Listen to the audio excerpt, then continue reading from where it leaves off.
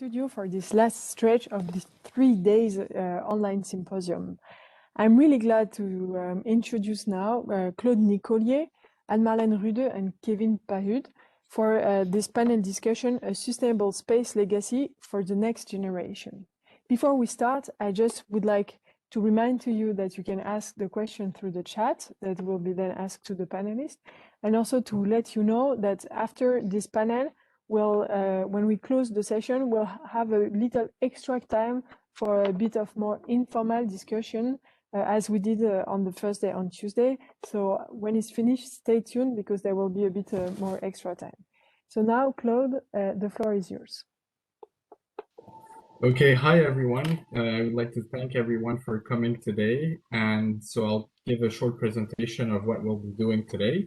So we'll start by Claude Nicollier's short presentation on what has been done on sustainability in space. We'll follow up afterwards by a gathering of information from students and members from the Space Generation Advisory Council on what are their thoughts on sustainability in space, to follow up by a discussion around those thematics. And then we'll discuss about EPFL students who are actually doing space projects, who are actually integrating sustainability into their projects. And finally, we're going to follow up with a Q&A session. So Claude, I'll give you the talk, and thank you.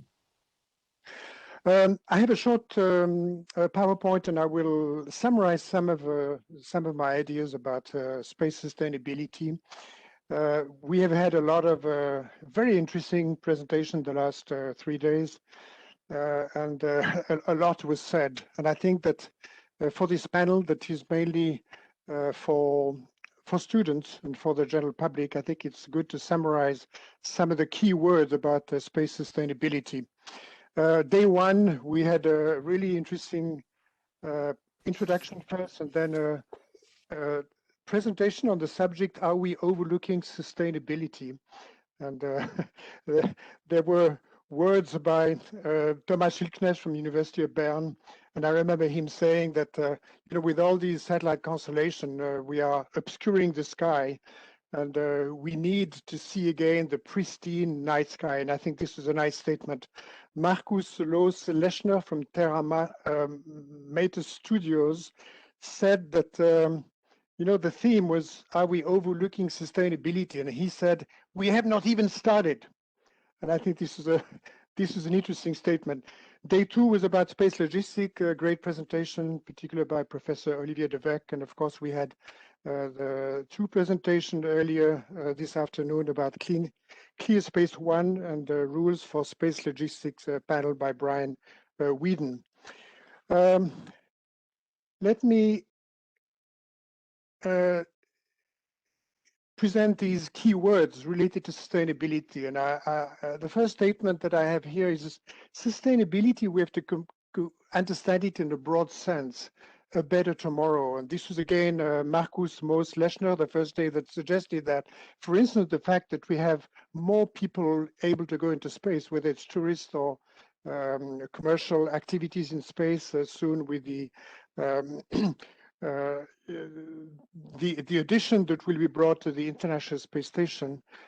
This means sustainability, having a broader spectrum of people being able to go into space. That's the way I understand sustainability myself. Outer Space Treaty, we need to go from guidelines to obligation. There was a good presentation earlier this afternoon about this. There's no doubt we need to go from guideline which exists now to obligations.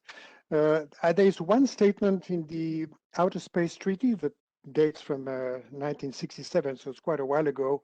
A state that launches a space object retains jurisdiction and control over that object. The state is also liable for damages caused by the space object. So already at that time, the idea of overcrowding regions of space and having potential collisions was thought about, and this is really the seed of the need for removing the space debris and space traffic management. Let's go to the next, space situation awareness and traffic management. That's related to what I just said. Space hardware reusability. This goes in the direction of a sustainable space. Space access for commercial and private users. This is related to the first point, a better tomorrow, not only government and government people going to space, but private people, tourists, and commercial companies. Earth and Earth atmosphere monitoring for space. This is obviously an element of sustainability. In fact, the sustainability of planet Earth and its atmosphere, but monitored from space. And I think there's a point that wasn't discussed too much, but I think it's important. Apply on Earth the technologies developed for sustainability in space. There's, for instance, the water recycling at the International Space Station. These are technologies that someday could be used on Earth also. MELISA is a very important project. It's microecological life support system alternative, totally or nearly totally regenerative life support system. MOXIE, in fact, tonight we're going to have we cross the finger that everything will go well with the Perseverance rover landing on Mars. And we have one instrument on board, MOXIE, that will generate oxygen from the atmosphere of Mars, which is carbon dioxide. And that's also a very useful technology being developed. When you think about it, if we could have a big MOXIE on planet Earth and gather carbon dioxide and generate oxygen, that would be really useful. And also the in situ resource utilization, where you have to be as efficient as possible to use all the resources from a celestial body, whether it's the moon or Mars. And finally, space education. I think that's also an element of sustainable space because ignorance and lack of awareness leads to wrong decisions or wasteful solutions. This is quickly about the space debris nightmare. The little table I have here in the bottom was presented by Mrs. Ehrenfreud, the president of the International Astronautical Federation. Of course, these numbers are quite well known, especially the number of objects more than 10 centimeters in low Earth orbit, about 30,000. Less well known are the quantity of objects that are more than 1 centimeter or the very small objects, hundreds of millions of such objects. Of course, this illustration shows real debris, but of course now the problem is not only debris, but small satellites, essentially communication satellite on low Earth orbit in the constellations.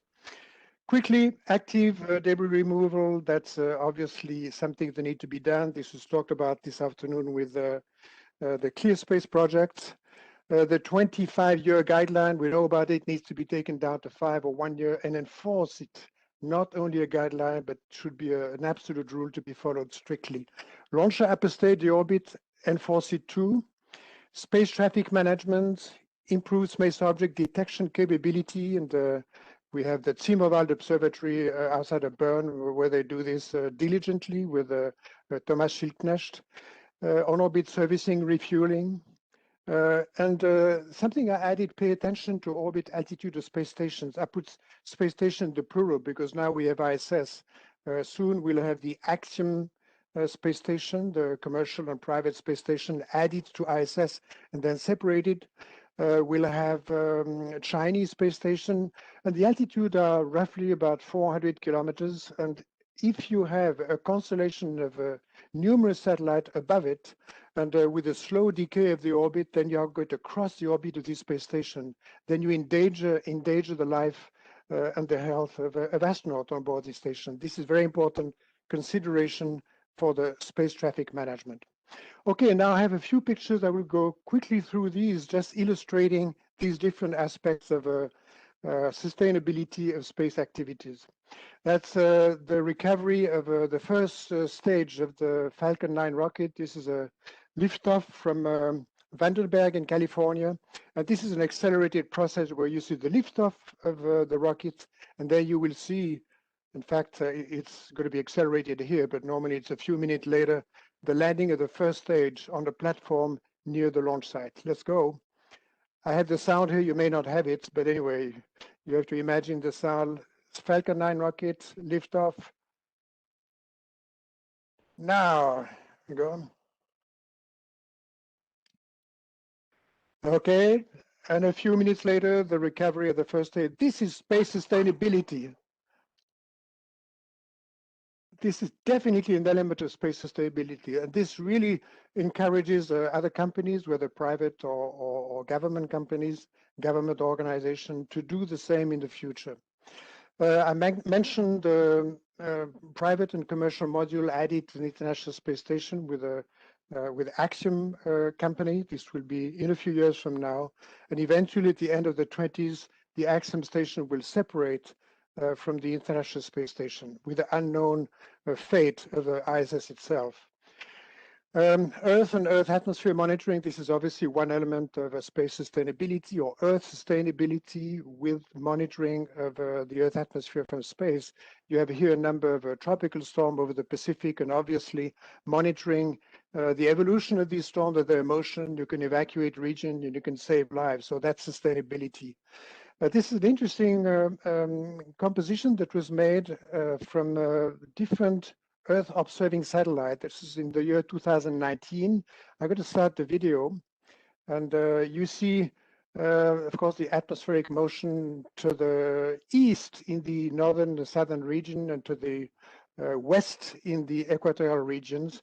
And you see the vegetation fires in the Amazon region. You see the sand going from Africa to the east toward the Gulf of Mexico. And I'm going to go quickly to the end of 2019 when we had these fires in Australia.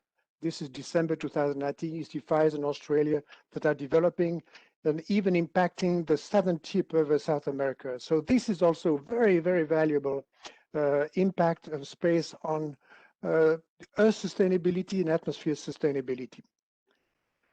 Okay, finally, I mentioned the Insitu resource utilization on the moon. And again, this is going in the right direction to do something similar on planet Earth, and also eventually on planet Mars. If you can live on Mars, you can live sustainably on planet Earth. Thank you. Thank you very much for your presentation, Claude. It was really interesting, especially defining the keyword sustainability, which is a real broad term, actually. And it follows up quite funnily as the way we gathered information from our students at EPFL or other universities. We've actually asked quite a simple question, which was, what could we do to improve sustainability in space, actually?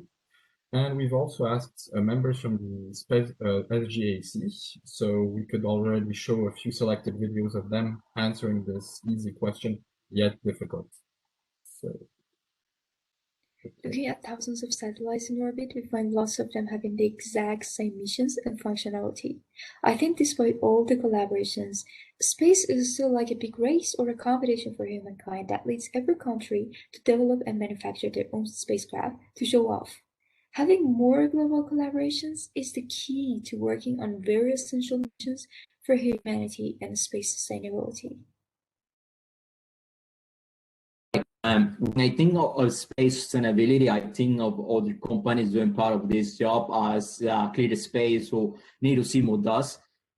Do we require more collectors of our space debris for our orbit, and will be this enough?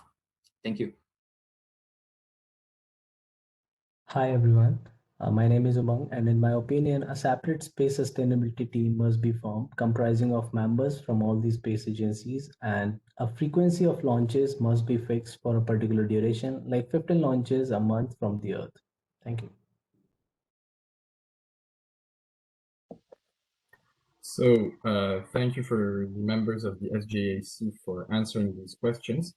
And we could actually discover 3 keywords that come up quite often in this sustainability aspect, which is technological innovation, regulation, and collaboration. And on the other side, students from EPFL, we were quite lucky on their answers. More than 50% of them want to actively participate in projects that are sustainable and not under constraints. And so I'd have my first question for you, Anne-Marlène, is regarding these actively participations for projects. Students emphasize a lot more on developing new technologies or recycling new materials or developing new materials, and they less focus on regulations or selecting quite particular projects. How would you explain that? So we did speak a lot about reducing We talked about reducing in terms of reducing the debris, which is something that students are very interested in working on. He's mentioned, for example, an operational way.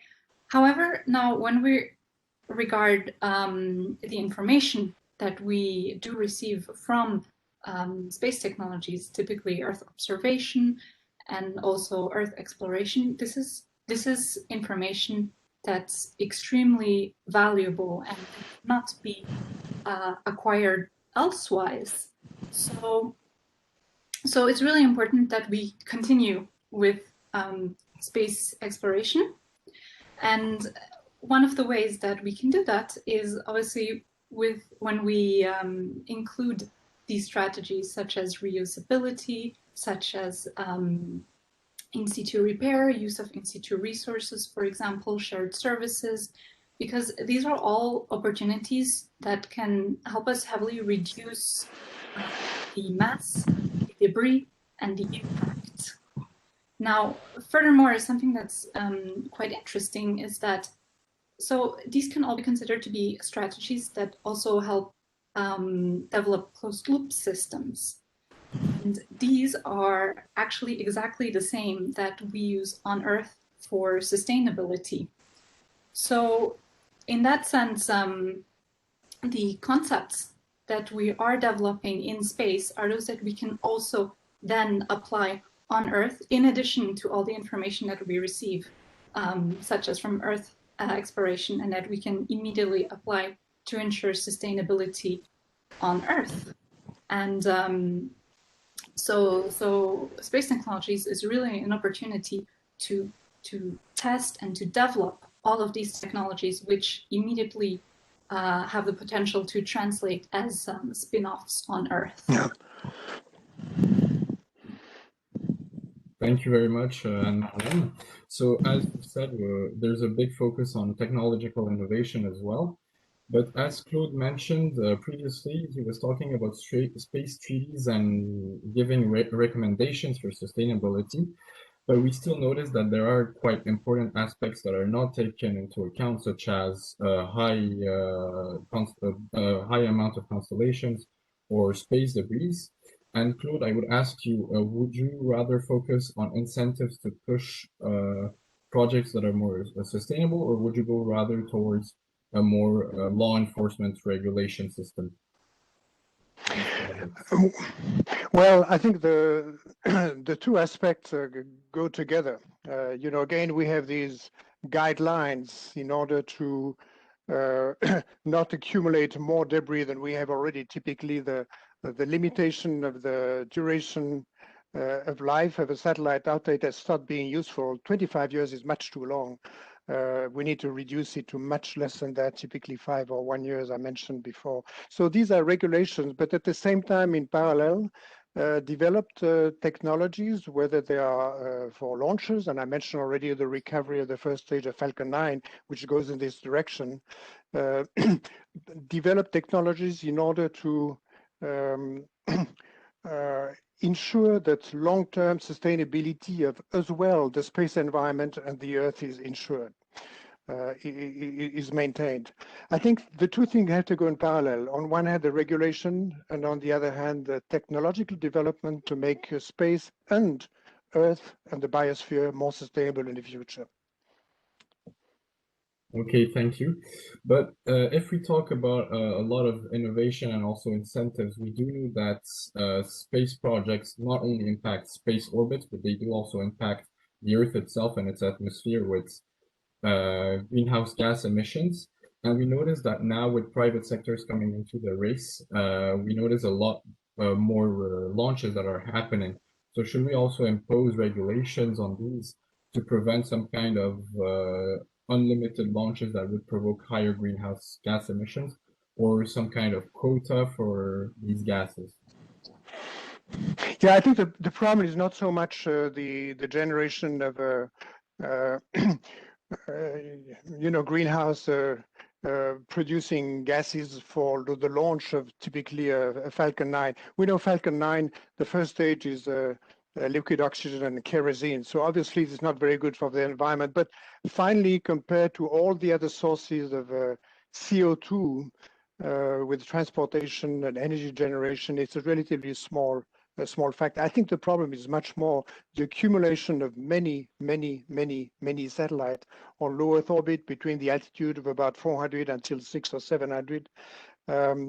This is the real problem. It's not so much the pollution of the atmosphere, the generation of greenhouse gases because of the launch of the Falcon 9 or any other rockets launched to the constellation of the satellite. The question is really, do we really need that many satellites in this constellation, typically several thousands in the near future, in order to ensure a global coverage of a high-speed internet over the planet Earth? Probably not. But this is where we need to bring boundaries, because there will be many more than is really needed to satisfy the need for global coverage of high-speed internet. Okay, thank you very much for your thoughts. So some other aspect that we noticed from our questionnaires coming from the students was that a lot of students felt that during their courses, they felt that there wasn't enough awareness regarding sustainability in space, whether it is logistics or any kind of other thematics. So my question for both of you is, do you feel that this aspect was taught well enough, or would you change something else? So for example, Claude, for your course, Space Mission Design and Operations, would you add an extra few slides or a few hours or even a few weeks regarding awareness about sustainability in space? Well, good question, Kevin. I have to say that I added last year one small chapter on the Outer Space Treaty that I talked about before, because I think it's a really important document. It was well thought about, very early, 1967, signed by more than 100 countries. So I have added this chapter last year, and I will start my course next Monday. In fact, on the 22nd, at the end of the day, I will do the introduction of my course, and I will add more about sustainability, not so much in the introduction next Monday, but in the course itself during the spring semester. I'll talk much more about it. But you know, it's like global warming.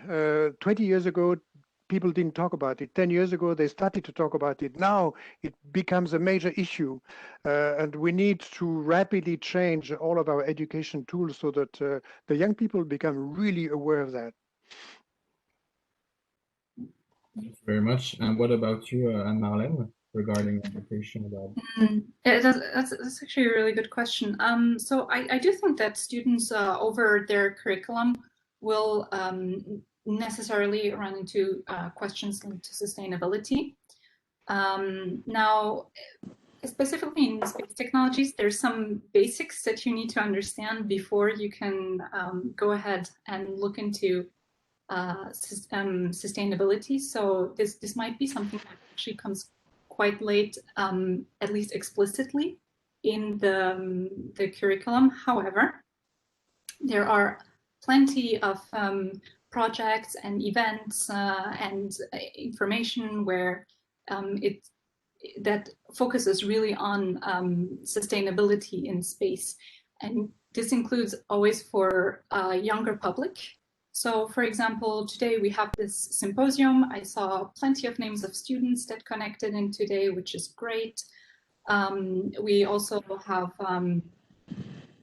interdisciplinary projects for students, and this also includes bachelor students now. So this is really something that's coming and is being increasingly present. I do think that whenever working on a project, that is the last moment where innovatively we find these questions of sustainability. For example, if in one course you are to design a satellite and its mission, then necessarily you will have to ask yourself, what do you do at end of life, for example? You will have to ask yourself, how do you launch your satellite? And even just aspects of cost are mixed in with aspects of sustainability. So for example, so they're really inevitable questions. Now, if I can just talk about a personal example of mine, when I did my minor's project in space technologies, my project had as objective to design a mission and infrastructure for the North Pole of Mars. That was a human mission. So the first thing I did was kind of calculate all of the material that I needed to send there in order to be able to perform the mission and keep humans alive during the travel and in situ. And I arrived with just a mass that is not very feasible. And so very quickly, it's necessary to start thinking about what can I reuse? Can I use resources that I find in situ? All of these questions, can I use modularity? Any strategy that reduces the mass. Again, these are exactly the same strategies that we can use on Earth for sustainability. So I think that projects, for example, are a really good place where these questions will tend to appear naturally and can really be developed and looked into. Yeah, that's a good comment, Anne-Marlène. From the beginning on in the design of a space project, think sustainability from the beginning on. And typically for a satellite, consider immediately the end of life. In the past, this was never done. End of life doesn't matter because satellite has done its job, and at the end, we don't care. Now we need to care in a significant manner about the end of life of a satellite. Very good point, Anne-Marlène. Thank you. Well, thank you very much, both of you, for this discussion. And talking about projects, we're now going to show what EPFL students actually do in their interdisciplinary projects related to space. So we'll just showcase a video about that. In recent years, activity in low Earth orbit has significantly increased. However, this came with a growing quantity of orbiting debris. This is where the Space Situational Awareness team finds its role. Our goal is to track satellites and debris from ground-based telescopes, thus allowing to predict and avoid collisions, as well as to facilitate debris recovery. We believe our mission can be of great help for a general sustainable space development. Hello everyone, Elsie here for Asclepius. Asclepius is a program of space analog missions designed by a team of international students. But what is a space analog mission? The goal is to simulate life on another planet, but on Earth, to conduct scientific research which will help for future space exploration. Our astronauts will live for 10 days in an analog lunar base, which is made to be as autonomous and sustainable as possible. The food will be mostly plant-based. They will not take normal showers. The toilets are ecological. Their energy consumption will be monitored and limited. And of course, the long-term goal is to have a base which is working on a closed-loop system. So all of which is very sustainable. The EPFL rocket team is a major project that gathers almost 200 students around the design and launch of rockets. We are convinced that rockets are essential in the development of a sustainable society, as they allow us to observe the Earth from outside the atmosphere, thus increasing our knowledge of our planet. At our level, we also think about sustainability issues. We give priority to local production as well as material reusability. Indeed, we just launched a project that will make the rocket land, allowing us to reuse it entirely in the future. Nevertheless, we don't know the carbon footprint of our project, and that is why we have decided to launch a semester project that aims to calculate the ecological impact of the EPFL rocket team. Until we have found a teacher and students interested in this project, we will continue to do our best to carry out our project in accordance with sustainability expectations. Well, this is a good aspect of what students at EPFL do. They are actually taking into account the sustainable aspect without having imposed constraints on them. So now we're running a bit short on time, so we're going to switch on to the Q&A session based on what was asked in the chats. So my first question is how to prevent that the moon resources exploitation raised by the private sectors of the big space-faring nations will not destroy the moon, as they did for the last centuries on Earth and without any considerations for the future generations. Okay, I understand. I think that we have the awareness now, and I was reading this morning a statement about the financing of the oil and gas companies versus renewable energies. And now the financing of renewable energies have gone above the financing of oil and gas companies. So I think this comes with awareness. Of course, there's always the competition between making money and being sustainable. But I think we are slowly going to make the turn where the sustainability is going to be more important than making money. I'm convinced that we go in this direction. It will continue going in this direction. Not that you want to lose money all the time, but you have to be clever and invest where in the directions, whether it's energy sources or others, that would ensure sustainability in the future. Thank you very much. Anne-Marlène, you want to add something? I think that was very good answer. Also from just a consumer part, looking at the environmental impact of a product or a service is something that's increasingly important when making decisions about purchasing a product or, as Claude mentioned, investing. So I think that's already a strong guidance in the right direction. And certainly, again, as Claude mentioned, awareness comes from not forgetting how things are, how things were, and how things can be. We can give the example of SpaceX. SpaceX is not a charity company. It's a commercial company. They want to make money, but they work really directly into sustainability. And when you look at the test of the Starship, you know, this rocket that goes up about 12 kilometers, then translates into a glider.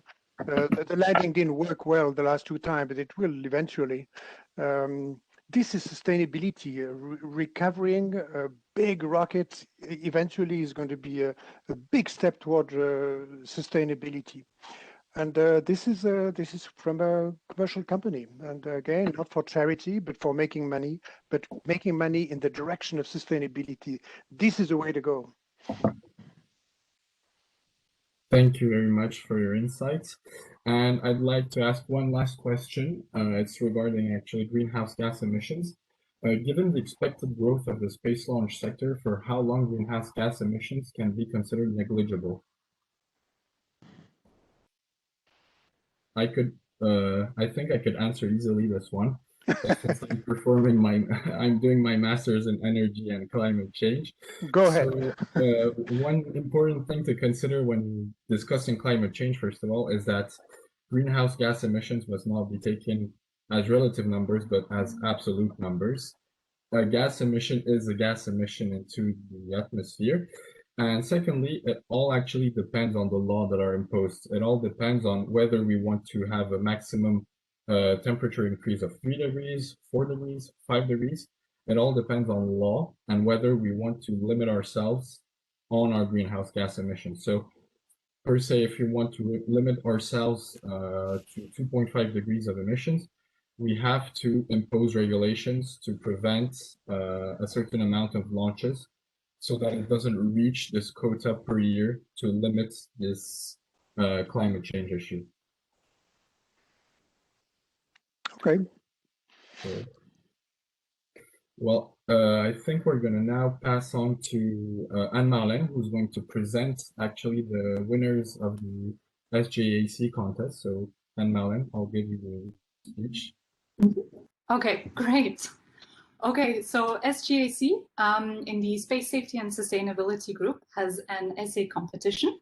And this year's topic was what space traffic management measures should be implemented internationally to improve the safety and sustainability of outer space.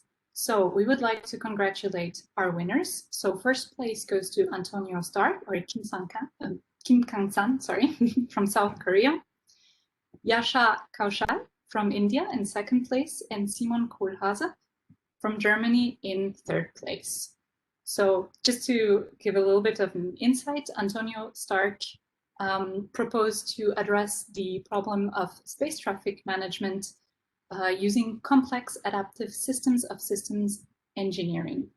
The winning essay will be published in Spacewatch Global, so please look out for this. And so a big thank you to Space Watch Global, HE Space, Surrey Space Center, and of course, EPFL Space Center eSpace. Thank you very much for this presentation. So I'd like to thank everyone for coming and listening to us today. So the presentation and panel is now over. So we're going to switch on to the informal questions Q&A session. So for those who want to stay, feel free to stay, and we're happily here to discuss your questions. Thank you very much for coming. Thank you very much, everyone. Thank you very much. Thank you, Kevin, Anne-Marlène, and Claude, for this inspiring discussion. I'm so proud to count you guys as students of EPFL, to see that you really embrace the sustainability in your work, in your research, in your study, in the projects. Thank you for all the students that provided the videos. Thank you also for members of SGAC that have also provided their insight on sustainability. I'm really happy now that well, no, I'm not so happy. I'm sad that we are at the end of this 3 days event. We had so amazing and fascinating discussion from all the different people. And I would like to thank all the speakers that took the time to be there, to the organizing team also of EPFL, everyone that put their effort to make this event happen, to the studio here at EPFL that put in place this setup.